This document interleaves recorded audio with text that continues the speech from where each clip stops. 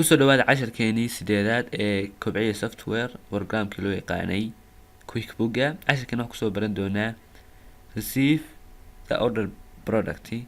markii casharkii kan ka horeeyay 7 wuxuu lagu baranayay sidii purchase order ama dalab alaab soo iibsanaysid dalbanaysid.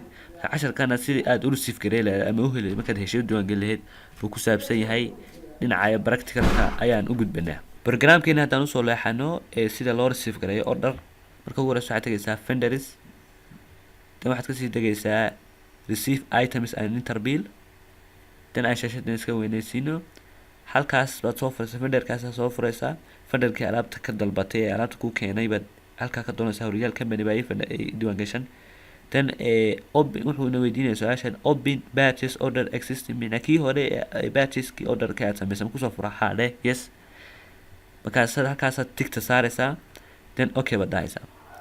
then waka automatically siga soo galiyay 10kii egg biscuit baan ka dalbanay 10 quantity midkii wuxuu nagu joogaa $10 marka labada la isku dhifto waa $100 baa laga doonayaa. waka sida fudud baan loo diiwaan gashay timekii iyo waxa asaga soo gelinaya. halkaas waa timekii marka 10 shay ugu horeeya hadaan soo bixino discount-kii baan ka faa'iideysanaynaa buu leeyahay. marka saasa loo diiwaan geliyaa marka alaab la helo aad alaab dalbata la helo saasa loo diiwaan geliyaa. marka aad saa u diiwaan gelisid meel kale ma tagaysid save and close bas ka dhahaysaa waka noo xiray.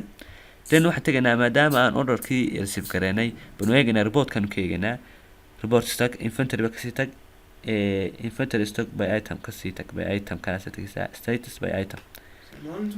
then waxaad sameynaysaa orderkii aan sameeyo ka zero gareeyay alaabtii on hand 20 baa markii hore igu jiray 10kii baa igu soo darsamay saan u sii cadeeyo ku sii dhul photo sodaka wuxuu leeyahay waa order aad sameysay waxaad heshay meelahan iga eega waka biilkii aad sameysay orderkii aad dalbatay aad receive gareysay waka 10kii kugu soo beereen.